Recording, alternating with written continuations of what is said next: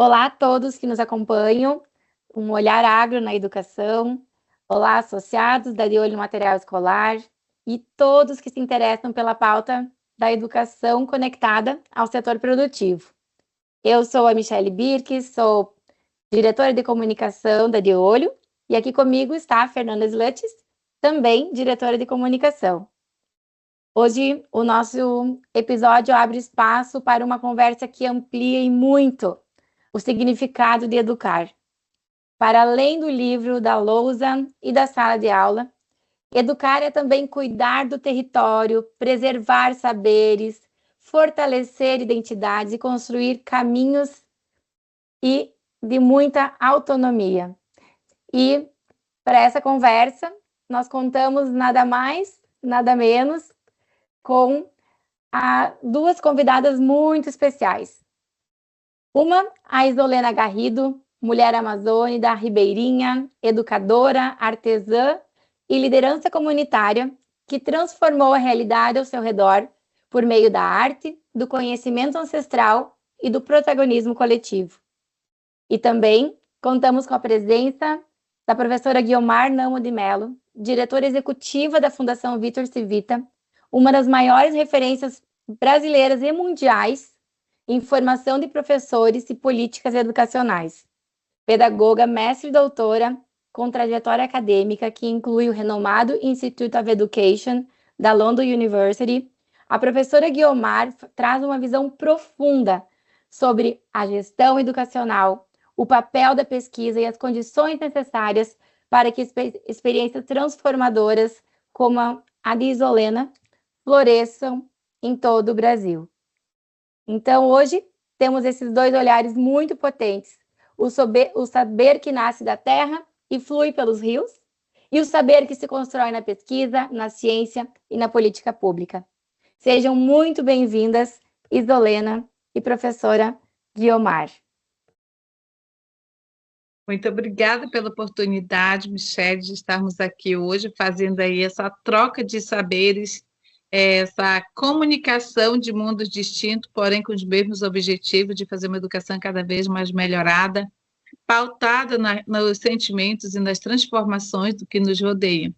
Então, conhecer a professora Guiomar, participar com ela, sempre foi um desejo, porque eu li muitos artigos que ela escreveu, acompanhei muitos trabalhos dela, e foi uma inspiração para que eu não deixasse que as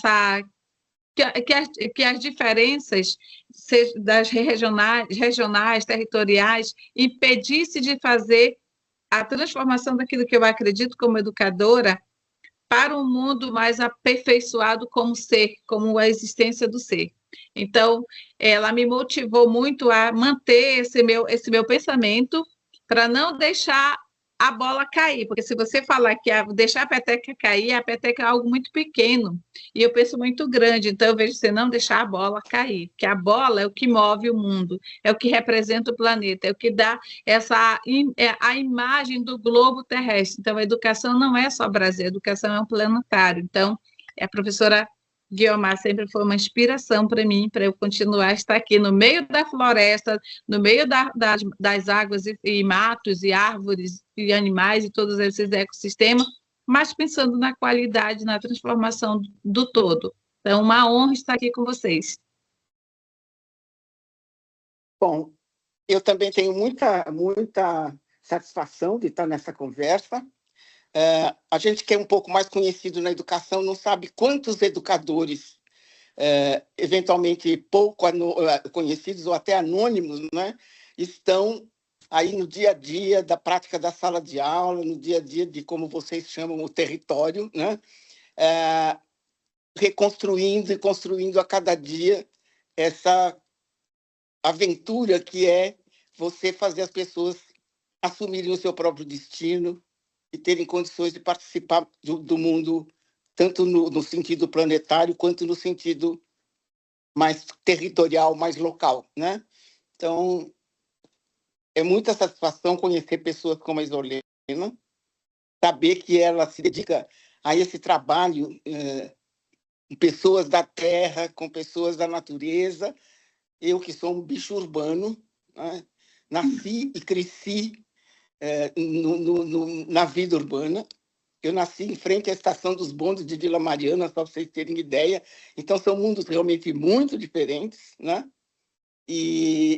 Mas com objetivos muito irmãos, com objetivos muito comuns, né? Que é de desenvolver pessoas e de tornar essas pessoas qualificadas, competentes e, sobretudo, donas do seu próprio destino, assumindo o seu lugar no mundo, o seu projeto e contribuindo para que esse mundo seja melhor. Então, muito obrigada pelo convite e é uma satisfação realmente estar aqui.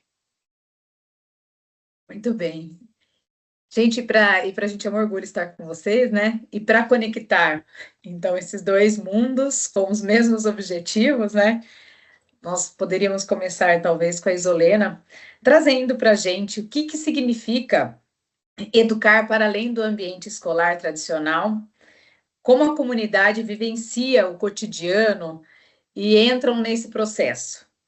E depois a gente já pede para a professora Guiomar trazer um pouquinho, né, dessa conversa, ouvir o seu olhar sobre como a política educacional formal pode reconhecer e incorporar essas múltiplas formas no ensinar e aprender, para a gente fazer a conexão das duas práticas. Pode ser? Vamos lá? Pode.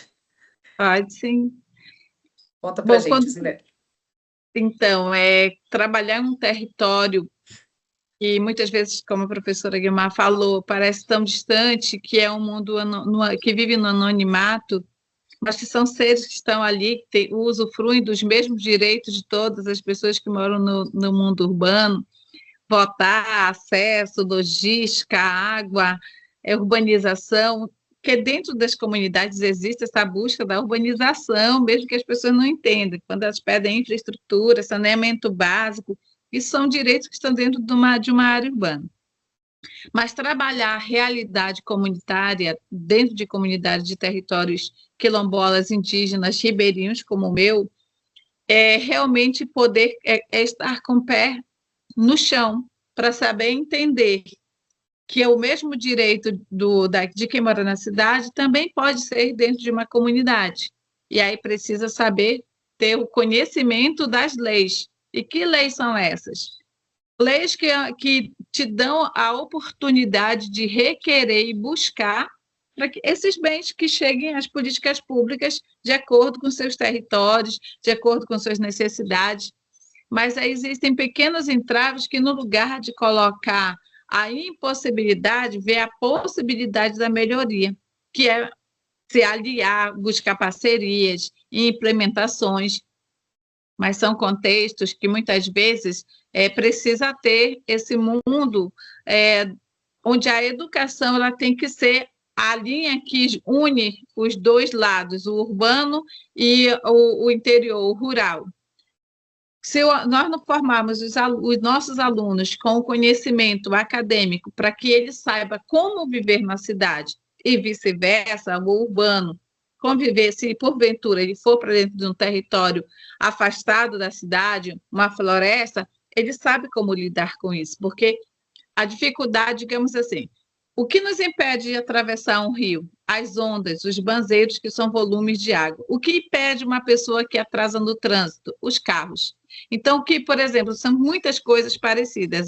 Não são carros que nos impedem de correr o rio, são as ondas altas. E o engarrafamento aquático também acontece, porque são coisas que a natureza elas trazem para mostrar que, independente de onde você esteja, haverão os entraves e que você tem que saber cortar o rio, tem que esperar o banzeiro baixar, tem que esperar o ciclo da vida passar, mas isso também não impede de estudar para ter esses conhecimentos científicos, porque tem dias que as ondas são mais altas e tem dias que as ondas são menores. Por que tem dias mais ventilados e outros menos ventilados? Por que tem secas extremas? Porque, sabe, esse é o mundo científico que, no lugar de a gente falar, vocês não vão poder fazer isso, porque coisa de cidade grande não é para vocês, ao contrário. Não, vocês podem viver aqui, sofrer as consequências das grandes estiagens e desenvolver estudos para descobrir de que forma nós podemos, em conjunto, minimizar essas situações e planejar de forma muito estruturada, estratégias de como enfrentar as mudanças climáticas dentro do nosso território, sem perder o foco, sem perder a raiz e a nossa tecnologia ancestral para ultrapassar essas situações que, às vezes, para muito, no olhar de muitos, nós estamos morrendo. Sim, a gente morre. Se nós não colocarmos nossas práticas para saber lidar com as situações. Se nós enterrarmos e assassinarmos todo um legado, toda uma história que há milênios de anos vem acontecendo com as mudanças no mundo, no planeta, porque nós não colocamos o nosso conhecimento enquanto caboclos, ribeirinhos, quilombolas, indígenas, para funcionar como o Brasil, como o mundo, funcionar no sentido de que, mas isso é coisa ultrapassada, você está regredindo. Não, estou sendo sustentável. Porque quando você traz esse mundo para se modernizar, que aí nós estamos num mundo contemporâneo, você não vai usar a Idade da Pedra, você vai usar os mecanismos da Idade da Pedra para transformar em algo mais atual e saber lidar com as diferenças entre o mundo da cidade, o mundo do meio do mato, da floresta, mas que estão ligados e não podem viver separadamente, porque todos têm a mesma necessidade. Então, não é tão fácil, mas não é impossível.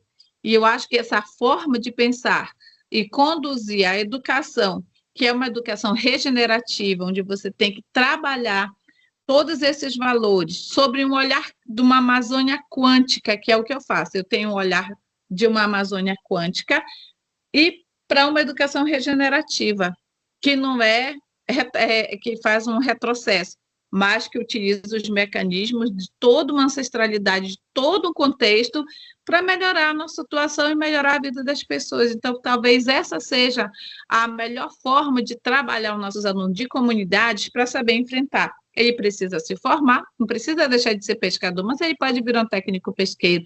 Não precisa deixar de extrair madeira, mas pode virar um técnico florestal. Não precisa deixar de ser uma pessoa que trabalha com artesanato, mas ele pode ser um designer de arte, artístico, de moda, não sei. Ele vai criar, a escola ela abre esse espaço. Então, eu trago na minha forma de ensinar, esse viés, essa costura de unir os dois mundos e entender que os dois servem para os dois lados. Então, acho que está mais ou menos alinhado no que nós queremos para uma educação que seja realmente equivalente. Legal. Vamos lá, professora Guilmar, contribuir em relação à política educacional para reconhecer e incorporar essas múltiplas formas de aprender e ensinar? Fernanda, eu queria começar contando um pouco. Vocês sabem que eu sou uma pessoa que eu nasci na cidade, mas a pobreza existe na cidade, mas às vezes ela é até mais perversa na cidade do que é na floresta, né? Então, eu nasci numa família bastante modesta e a educação, para mim, foi a forma como eu acabei conhecendo a mim mesma e ao mundo, e foi muito importante. Então, essa valorização da educação, para mim, ela nasce também da minha própria experiência, né? E eu tive a oportunidade de conheci muitos países da América Latina, conheci os indígenas do Equador, conheci os indígenas do Paraguai, conheci muita coisa no Chile. E no Brasil, eu tive uma experiência na Amazônia que foi muito marcante para mim. Eu visitei, creio que em 2 vezes eu cheguei a visitar umas 18 escolas na Amazônia. E a minha experiência maior foi ver que a escola é uma coisa muito parte daquele lugar, daquela terra ali, né? Então, as pessoas que moram ali, a escola é quase como se fosse vizinha delas, da casa delas. É uma coisa muito... Eu diria que ela é muito diferente da escola como ela é na cidade, que ela é mais impessoal, né? E nem poderia deixar de ser. E essa experiência foi de ver os pais, a comunidade, os adultos assistirem às aulas pelas janelas, né? Porque eles tinham interesse de aprender o que estava sendo ensinado lá dentro. E, para mim, isso foi uma coisa assim... Eu vinha com aquela ideia também de que o conhecimento ancestral era uma coisa assim, digamos, pura, não é? Que era apartada. E eu percebi que a fome de conhecimento ela é comum no ser humano. Foi ela que permitiu o ser humano sair da Idade da Pedra e chegar aonde nós estamos, né? O uso do conhecimento, da ciência, da tecnologia, mas também o uso do conhecimento sobre o que são as pessoas, do que são as relações com as pessoas. Então, essa é uma experiência que me marcou muito, porque bem mais tarde, eu era bastante jovem ainda, quando eu tive essa experiência, eu fazia alfabetização de adultos. Essas 2 primeiras vezes que eu estive na Amazônia, depois eu estive outras vezes, mas por outras razões. E essa experiência, o que ela me mostrou foi uma coisa muito interessante. Quer dizer, o conhecimento, qualquer que seja ele ancestral, atual, científico, humano, né? O conhecimento é, antes de tudo, uma emancipação. Né? É por meio do conhecimento que as ideias que estão na cabeça das pessoas, como que dão um murro assim, e abrem uma janela, né? E conseguem apartar o que está fora e ligar o que está dentro com o que está fora. Então, eu tenho esse lema para mim, sabe, Isolena? O conhecimento é, antes de tudo, emancipação. E nesse sentido, não existe o conhecimento melhor ou pior. Né? Existe o conhecimento que é produto da construção humana, e existe um conhecimento que, infelizmente, é produto de relações humanas, muitas vezes distorcidas ou erradas. E essa ideia de que o conhecimento é emancipador me levou a construir uma forma de pensar a educação. Por exemplo, quando vocês dizem para além dos currículos formais, para além da sala de aula, não existe esse para além, sabe? Quer dizer, mesmo que eu não queira, eu, professor, nem me importe qual é o território, qual é a ancestralidade de um aluno, não tem jeito, isso está dentro dele. No momento que eu abordo esse aluno, isso que está dentro dele entra e daí se forma uma conexão. Não é?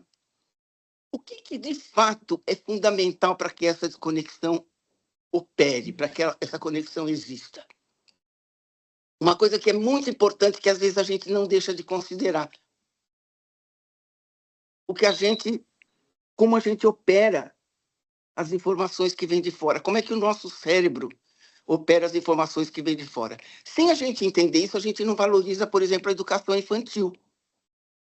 E é o momento onde essas operações que ligam o de dentro e de fora, essas sinapses, elas estão assim estralando, não é? Como se a criança tivesse, no momento em que tudo que chega, ela consegue processar.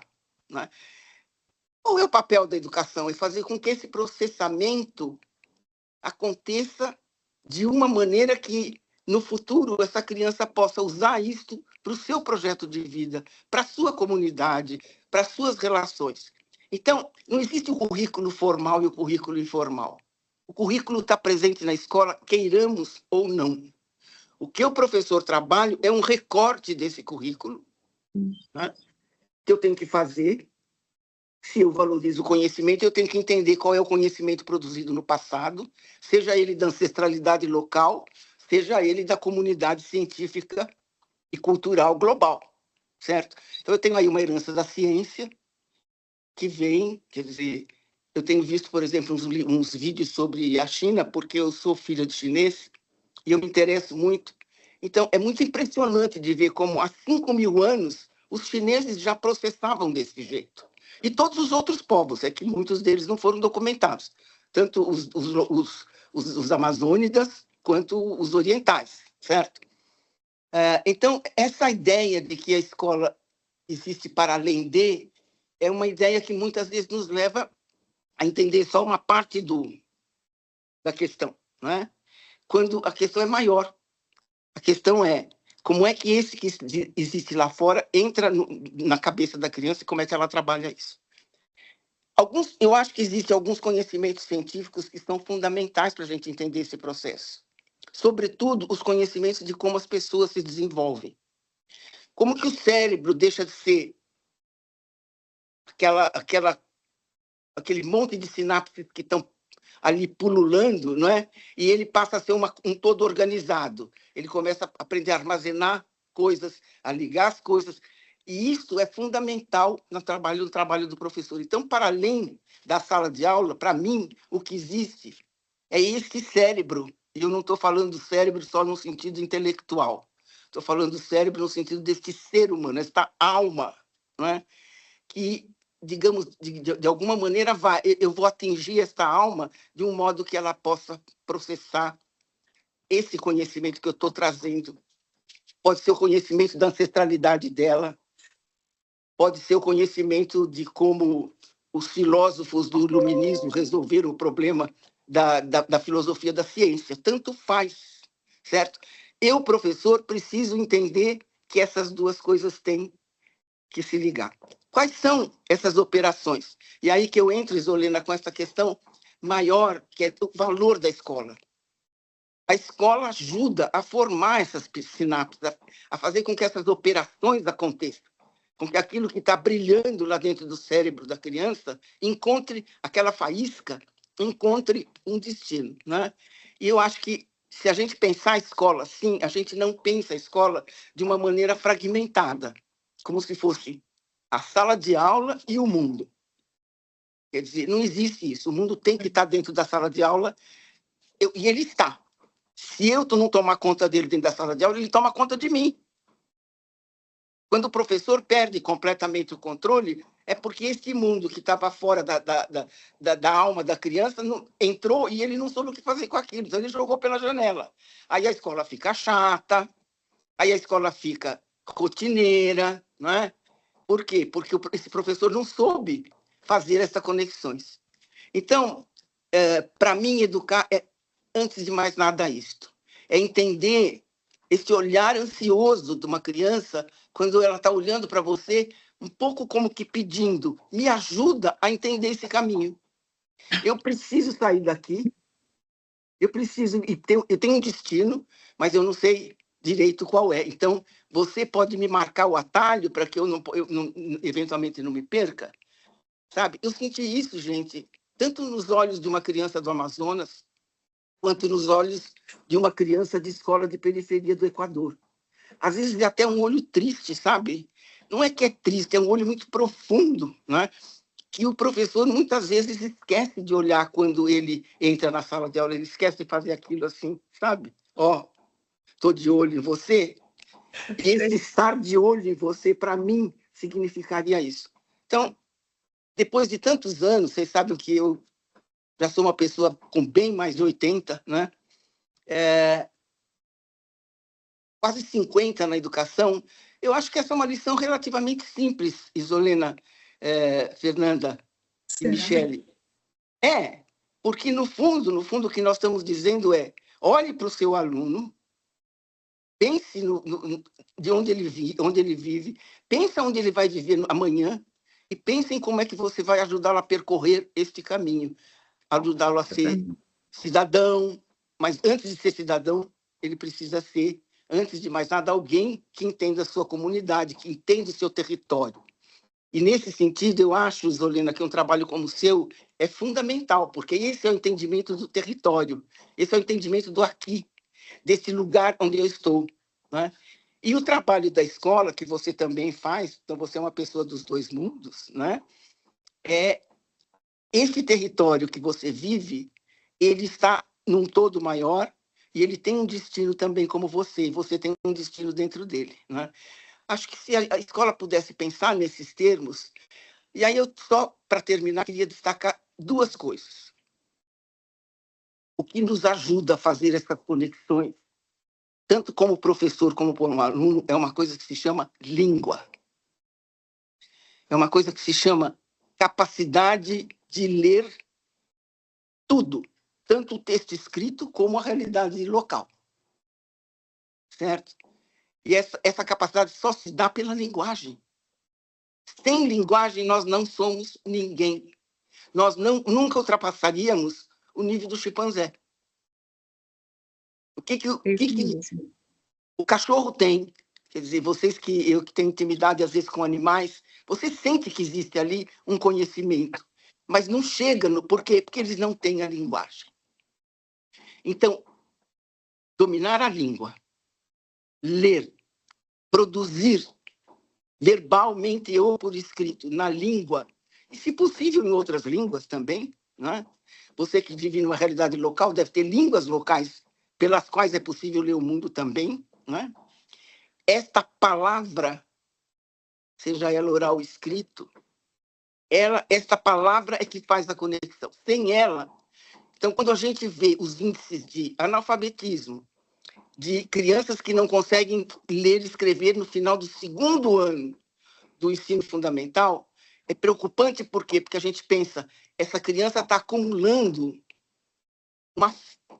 uma lacuna na vida dela, que é o domínio da linguagem. Essa é uma questão. A linguagem é a chave para a ciência, a linguagem é a chave para o entendimento entre as pessoas, a linguagem é a chave para conhecer o território. Se eu não tiver uma palavra que me diga com clareza o que é conhecimento ancestral, eu não consigo ter esse conceito abstrato na minha cabeça, certo? Então, se vocês pegarem uma pessoa muito simples da cidade ou do campo e falarem de ancestralidade, talvez elas não entendam o que quer dizer isso. E não é que elas não entendem porque elas não têm capacidade intelectual, elas não entendem porque elas não têm domínio da linguagem. Não é? É isso mesmo. Quando a gente visita outros países, vive em outros países, Isolina, não sei se você teve oportunidade, a gente sente muito essa limitação. Eu trabalhei 5 anos no Banco Mundial e eu participava de reuniões. O meu inglês, em 5 anos, ele progrediu muito. Então, eu cheguei num ponto bastante bom no final.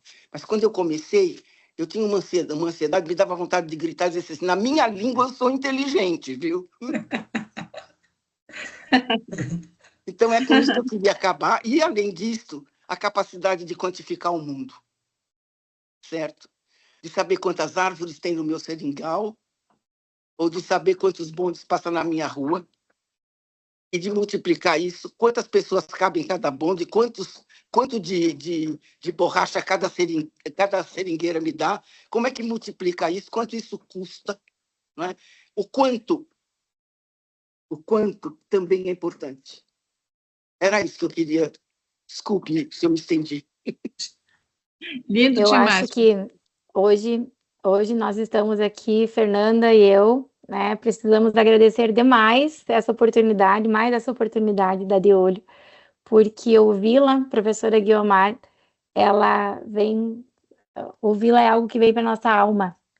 A senhora toca a alma das pessoas com o seu conhecimento. Então, muito obrigada mesmo por essa oportunidade. Olha só, os agradecimentos deveriam ser para o final, mas não teria como deixar de fazer agora, nesse intervalo aqui de perguntas. Isolena, da mesma forma, mas a senhora nos emociona de uma forma indescritível. Parabéns e obrigada por ser essa pessoa que a senhora é. E a minha primeira pergunta agora vai justamente para a professora Guiomar, depois para a Isolena. Isso tudo que a senhora falou é, com certeza, mais do que necessário, mais do que urgente, né, que se faça. E vem muito, né, ao encontro do que nós na Neolho fazemos, que é essa conexão do setor produtivo com as escolas, com os alunos, e também, né, das políticas públicas. Então, tudo isso que a senhora nos coloca, quais seriam, então, os maiores desafios dessa gestão educacional, né, quando a gente pensa em realizar esse trabalho? A gente vê que o quanto é necessário, o quanto o professor se comunica com o aluno quando consegue fazer todo esse trabalho que a senhora mais do que excelentemente colocou. Mas qual é o desafio das políticas públicas para que a gente consiga realizar isso? É uma boa pergunta. Talvez seja a pergunta de $1 milhão, cuja resposta vale $1 milhão. Vamos ver se eu consigo contribuir com R$100 mil aí, alguma coisa. É o seguinte, Michele, isso tudo que a Isolena falou, que eu falei, a nossa experiência, não é? Ela ocorre numa escala pequena. A Isolena sabe melhor do que eu o quanto é difícil atingir muita gente, né? porque o trabalho da gente individualmente, ele não tem uma escala muito grande. Então, eu preciso de um jeito de escalar essa qualidade da relação da escola com a criança, do professor com o aluno, não é? Esse status do conhecimento para muita gente. Então, esse é o primeiro dado da política pública. A política pública é para muita gente. Então, o que a gente faz tem que ser escalável. Quando a gente diz escalável, assim, a minha experiência ela tem que contribuir não só para a minha comunidade, mas ela tem que dar alguma coisa para tornar o que é bom dessa experiência, digamos, acessível a outras pessoas. E aí tem uma política pública que eu queria destacar, que é a formação de professores.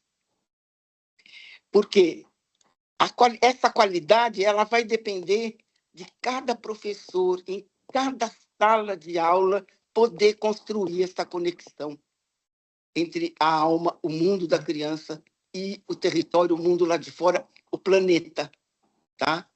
De modo que o que eu queria ressaltar é que, dentre essas políticas públicas na área da educação, talvez a mais importante, se não a mais importante, uma das mais importantes, é como é que você constrói este profissional para que ele aprenda a fazer isso no dia a dia da sala de aula, porque ele não pode aprender a fazer isso uma vez. Ele tem que aprender a fazer isso todos os dias, todas as horas, todos os minutos. Então, é um profissional do qual a gente vai exigir muito. O que a gente vai dar para ele? Que caixa de ferramentas ele pode levar para dentro da sala de aula que permita ele fazer essa conexão, né? Então, aí eu ressalto, por exemplo, a atenção da De Olho no material escolar como fundamental. O material escolar é parte, é uma pecinha dessa caixinha de ferramentas do professor, certo? É um recurso. Aí pode ser o livro, o texto, a plataforma digital, o computador, o tablet, não interessa. Pode ser o giz e a lousa, mas são as materialidades que o professor vai poder usar. Eu tenho que ensinar esse professor a usar. Se o trabalho dele é conectar essa coisa, o conhecimento, o mundo de fora, com essa alma que está em desenvolvimento, ele precisa entender, de um lado, como é que essa alma cresce, né? Como é que esse indivíduo, essa mulher, esse menino, essa menina, como é que eles vão, que etapas eles vão passar? Quando eles têm 2 anos, que tipo de raciocínio eles têm? Quando eles têm 10 anos e quando eles têm 14 anos, qual é a diferença entre eles? Tem uma área que é a psicologia do desenvolvimento e aprendizagem que nos ensina isso, mas não pode ensinar isso de uma maneira abstrata. Tem que ensinar isso para que ele possa olhar cada aluno. Então, ele aprende uma coisa na psicologia da aprendizagem, mas ele vai olhar isso no Joãozinho. E o Joãozinho vai estar na sala de aula amanhã. E depois de amanhã. E todo dia. E a velhinha também, não é? Então, como é que ele faz? Como é que eu preparo essa criatura, né? Este profissional do qual eu peço tanto e dou tão pouco em troca, para que ele possa aprender a conectar esses 2 mundos, essas 2 dimensões de desenvolvimento pessoal e de desenvolvimento planetário, de situação planetária, territorial, comunitária, né? Então, essa é uma política pública fundamental e eu acho que aí a política pública pode contribuir bastante, porque eu tenho que formar professores em grande número. Eu vivo num país que tem dezenas de milhões de crianças na escola. E eu tenho que preparar os professores para essas dezenas de milhões. Quantos milhões de professores eu vou ter que preparar? Todos. Não é? E como é que o sistema funciona para isso? Funciona porque o sistema tem um ensino superior, um ensino médio, que busca a preparação desse profissional, e tem um sistema de gestão escolar, que forma o diretor, o coordenador que trabalha nessa escola, para criar as condições para que este indivíduo que eu estou ajudando a construir como profissional tenha um lugar que seja, digamos assim, que seja de acolhimento para o trabalho dele. Esse é o grande segredo da política pública, e essa é a grande dificuldade. Nós não temos boas respostas para isso ainda. E talvez não exista a resposta ideal, não é? Mas eu acho que a gente tem que fazer o melhor possível. E aí, o que eu preciso não é formar esse professor para dizer assim, não, porque o cara da Amazônia tem o mesmo direito que fulano. Todos têm esse direito. Mas esse direito só se torna materialidade se ele tiver linguagem, se ele tiver capacidade de entender o mundo, raciocínio abstrato, raciocínio matemático, e se esse professor puder fazer com que a linguagem se associe à realidade dele. Mas também a linguagem se associa à realidade do mundo. Nós vivemos num mundo que vem aí a inteligência artificial, gente.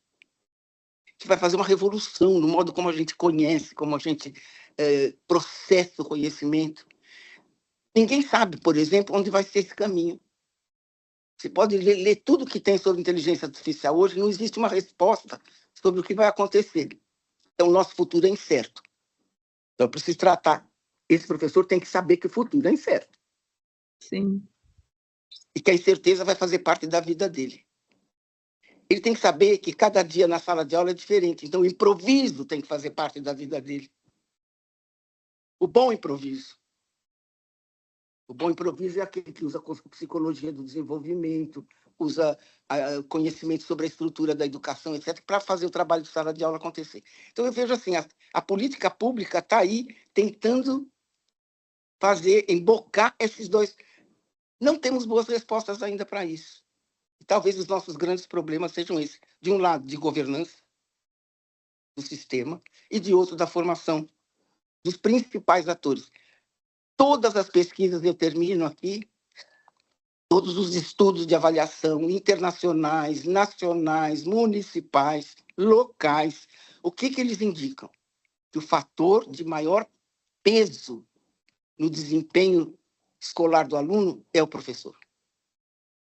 O resto tem um peso, mas não é decisivo.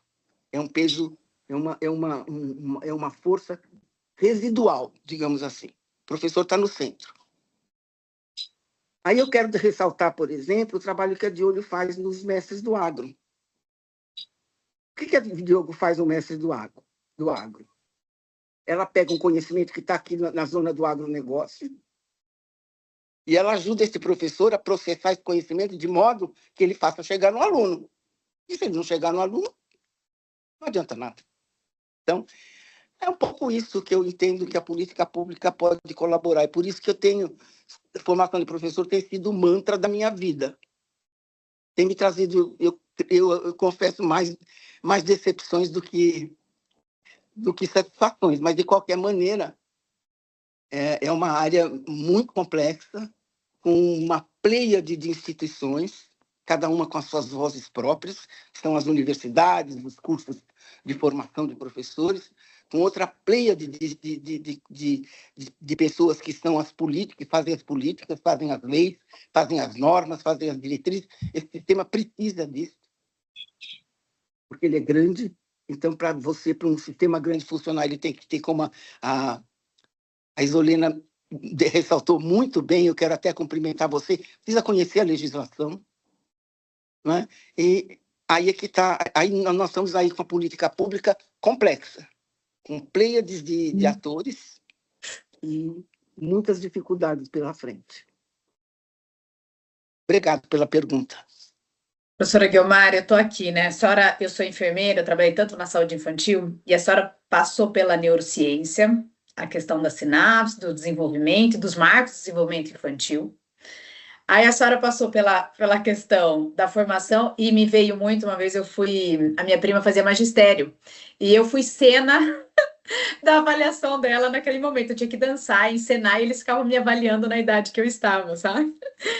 E isso é o olhar para cada fase, e o que ele vai conectar e o que ele não vai trazer. A senhora trouxe conteúdos da formação profissional, então o professor multifacetas, né, do quanto ele tem o improviso, o incerto, os contextos familiares que vêm, às vezes explodem dentro da sala de aula, né, durante uma aula, a conexão com a ancestralidade local, com o território, mas a conexão com o global. E aí eu vou falar para a Isolena, como que dentro da formação do professor, porque vamos lá, você está numa outra realidade, né, na floresta, a sua formação, como que ela te permite trabalhar com todos esses... Eu acho que esses quesitos que a professora Guiomar trouxe, que é um desafio, e não é só para o professor, isso, vamos supor, eu sou enfermeira, a Mi foi educadora, hoje nós estamos no agro, eu falo que dentro do agro, você trabalhar mesmo, tendo uma sustentabilidade, conhecendo a legislação, com as diversidades climáticas, e a gente tem que produzir para poder pagar as nossas contas e poder alimentar o país. Então, eu acho que isso em todas as áreas nós temos, né, as diversidades. Mas conta um pouquinho para a gente, Lena, que eu acho que a professora Guiomar nos deu uma aula de neurociência, de políticas e de formação pessoal. E o que eu queria trazer, assim, como centro, foi o amor. A senhora resplandece o amor falando do ensino e falando da aula. E que eu acho que todo mundo amasse.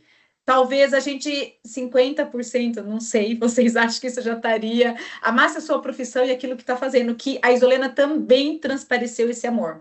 E talvez por isso que a gente tenha se conectado nesse podcast. Mas eu A paro de Isolena falar. irradia o amor. Irradia. E eu queria que a Isolena trabalho trouxesse essas multifacetas de uma professora experiente que nos traz, né, de toda a sua trajetória, e começou com a fala muito legal da sua experiência. Conta para nós, Helena, para a gente fechar com chave de ouro o nosso podcast, o amor, a neurociência, o caminhar no território, na ancestralidade, trazendo a contextualização de mundo global, externo e fora. Conta para nós a sua experiência nesse sentido. Eu queria só agregar uma pergunta. Conta um pouquinho como foi a sua atuação como professora. Você trabalhou em escola? Vamos lá.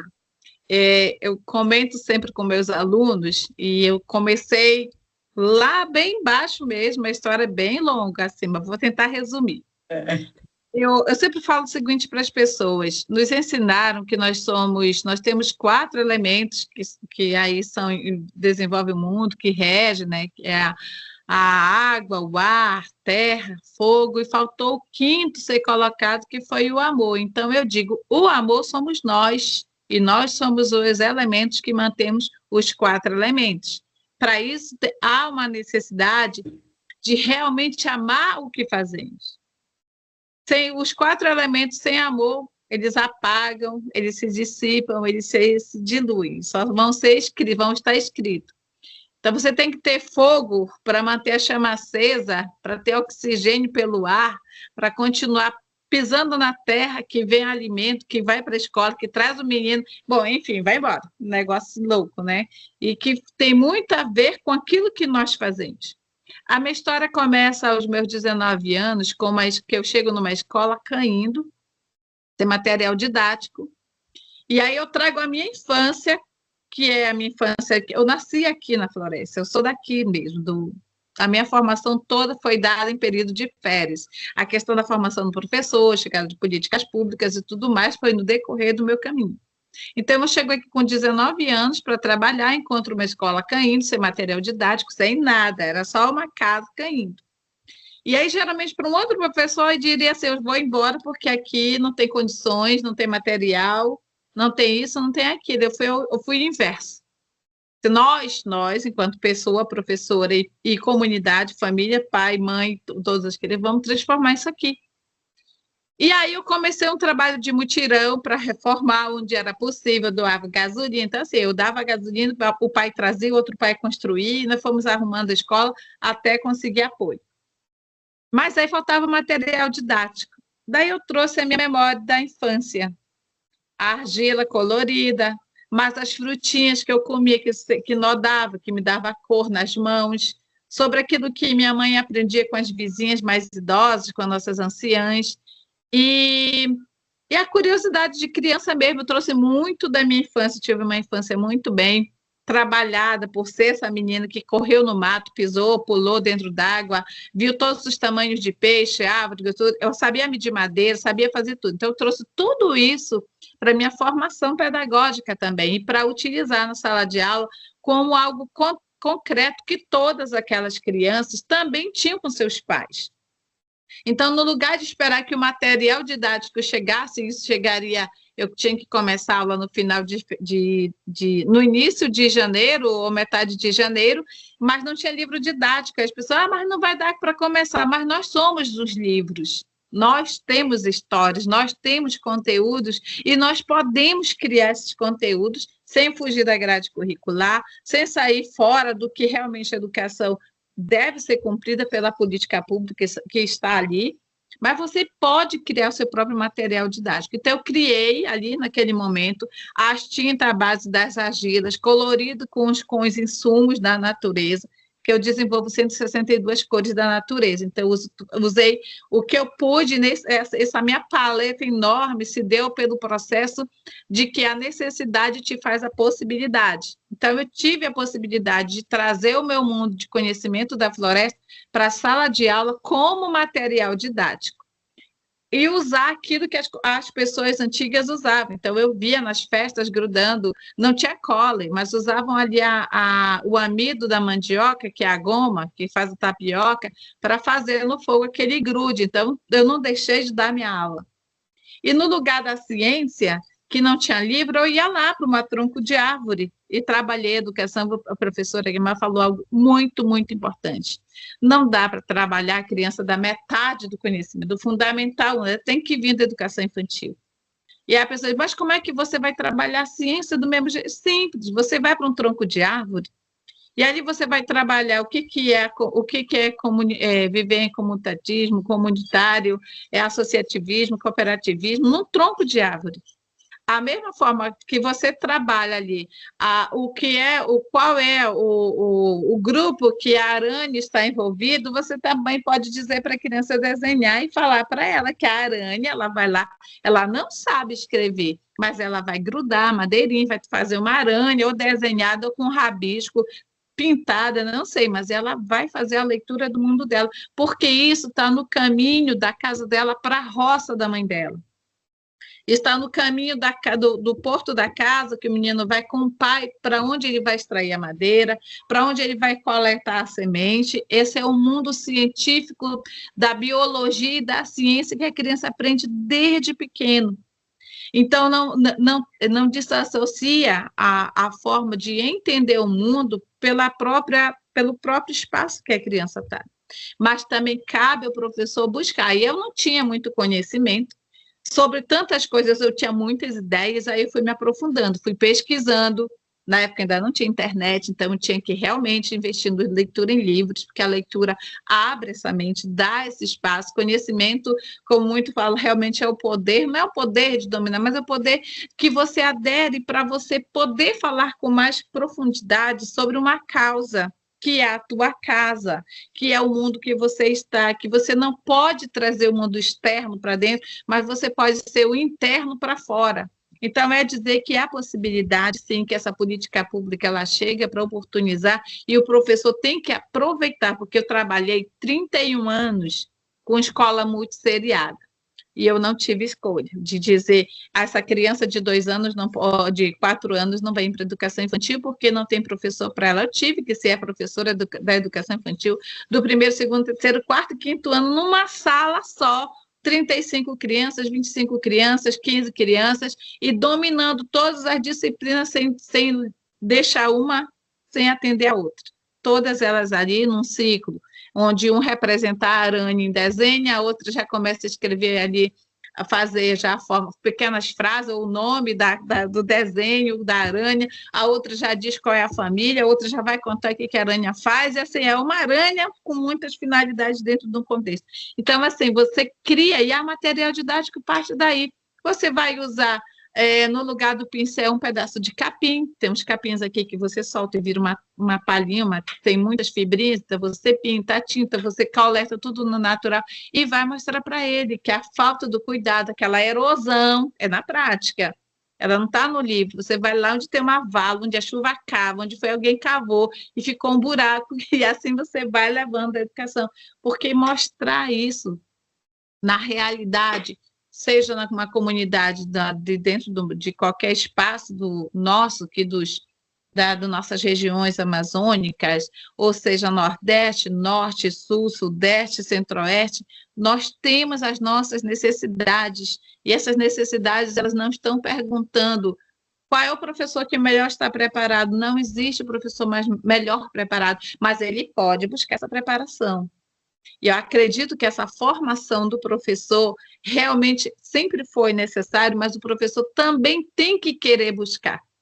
Às vezes até chega muitos cursos, mas muitos professores dizem, mas é muito difícil, eu não tenho tempo. Nós temos, se nós começarmos a pensar, planejar de que forma eu quero atuar e que forma eu quero deixar as pessoas que passaram por mim, você vai em busca dessa busca aí, de fazer o melhor, de deixar o melhor, porque tu talvez não vais colher o fruto, mas alguém vai colher por você. Vai abrir porta para que outro possa andar melhor. Eu dou uma ideia de que a pessoa que abriu o primeiro caminho na mata não vai ser a que vai andar quando ela virar rua, porque é exatamente assim que a vida é. E também tem a lição das árvores que eu aprendi com meu pai.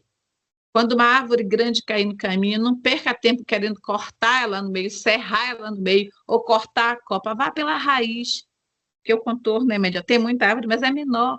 Então, você tem que contornar, tem que saber mudar, ou pensar, tem que ser flexível, porque não dá para ficar com uma formação de professor que eu aprendi assim. Você vai com um plano de aula lindo para a sala de aula, cai uma chuva, dá um intempérie aí que você não estava preparado, chegou uma visita técnica e quebrou tudo, aí o que você vai fazer? Seja multifuncional, seja uma pessoa flexível. Não vai deixar de dar aula porque tem uma... Não, vamos ver aqui o que ele veio fazer, vamos fazer um textinho, e se fosse você, vamos fazer uma pecinha teatral, vamos criar aqui um cenário. Aí vem a dificuldade da implantação das políticas públicas.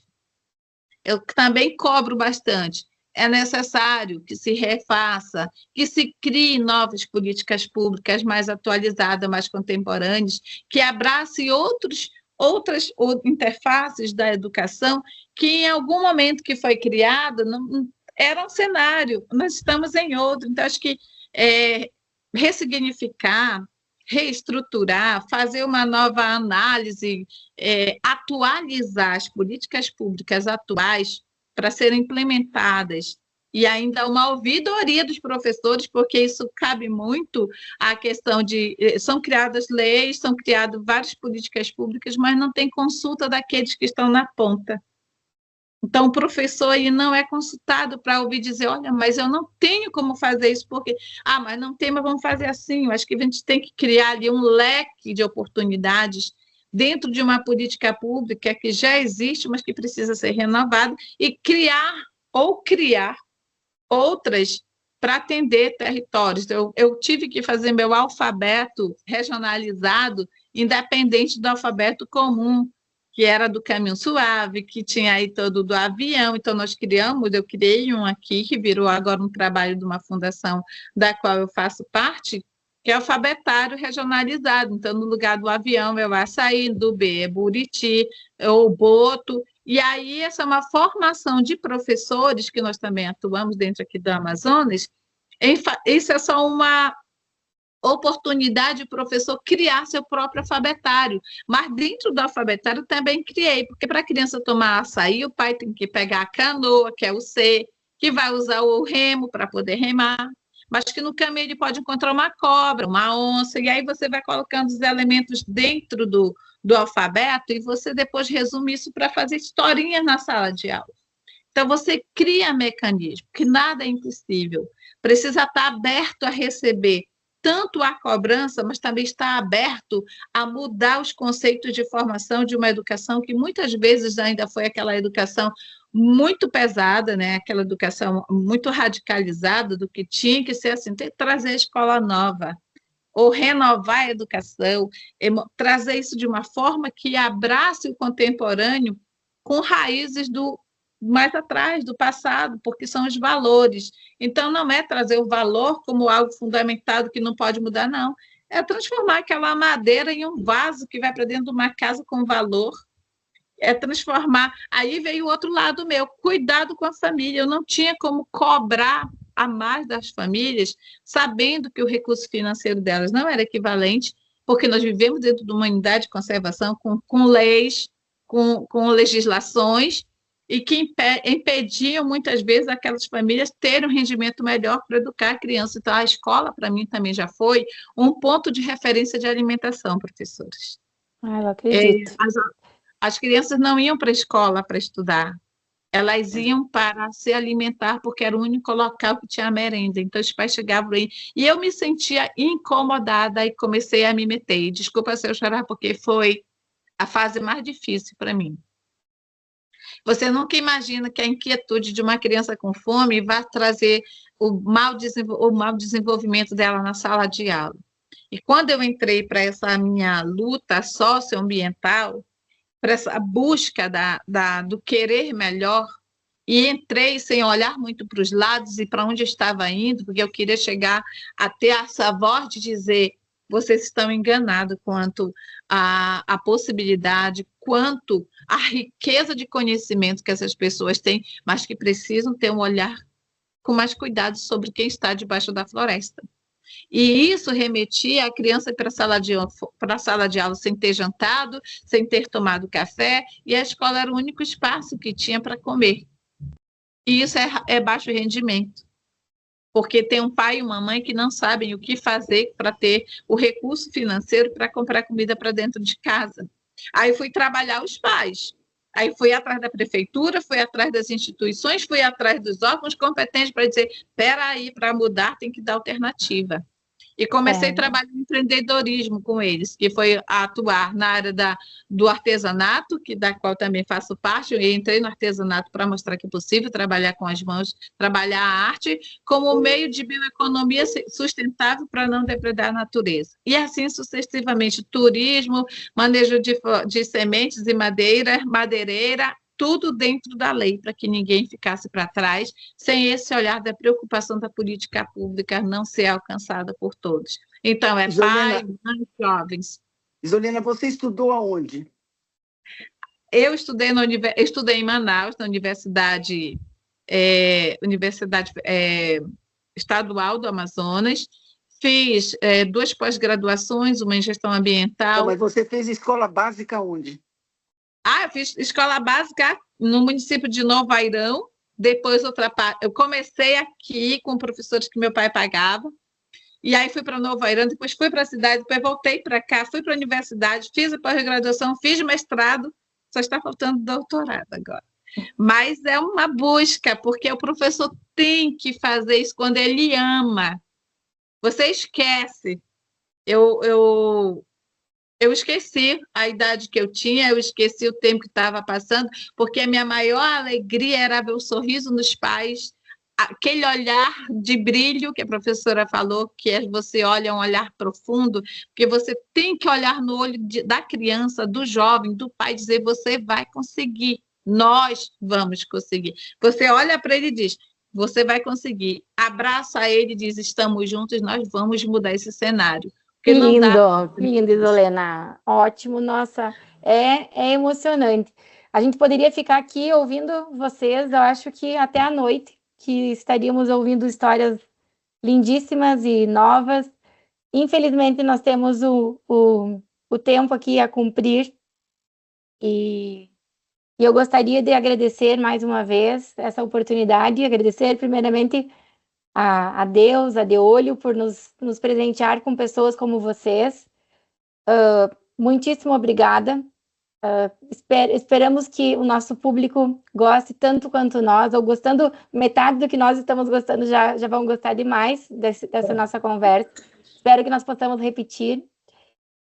Convido a todos que estiverem nos assistindo para seguir as nossas redes sociais, ao nosso Instagram, o nosso LinkedIn, o TikTok, que assistam os nossos podcasts anteriores também, aqui no Olhar Agro na Educação. Conheçam nossa Agroteca, que é a nossa biblioteca virtual, totalmente gratuita, aberta, acessível a todos, com a curadoria da Exalc. E que sigam também essas 2 grandes mulheres, essas 2 grandes educadoras, que possam ouvir com o coração todas essas palavras que elas nos transmitiram aqui. Então, o nosso muito obrigada. peço para vocês deixarem um desafio aqui, em uma frase curta, uma mensagem aos educadores que estão nos ouvindo. Professora Guiomar e professora Isolena, esse desafio curto e difícil de deixar essa mensagem e a gente fazer o nosso encerramento. Você quer que eu comece? Por favor. Eu acho que os depoimentos, a experiência da Isolena, ela mostra como a escola pode desenvolver as pessoas. Porque quando ela me disse que o pai dela pagava a escola e que depois ela foi estudar em Manaus, que ela fez mestrado e que ela ainda quer fazer um doutorado, significa o quanto ela dá valor ao conhecimento escolar. E como ela se desenvolveu para preparar esse conhecimento escolar para fazer parte do território e para, digamos assim, fertilizar ainda mais o território onde ela vive. Parabéns, Isolena. Muito obrigada pela sua experiência. Eu agradeço a oportunidade a todos que estão aqui, porque nós somos, como eu falei desde o início, nós somos livros com histórias únicas. E escrever a nossa história para deixar um legado não só para outras pessoas, mas como uma boa memória daquilo que você fez, ou se você não fez o suficiente, você tem que deixar a semente germinando para que alguém regue e faça continuar a crescer.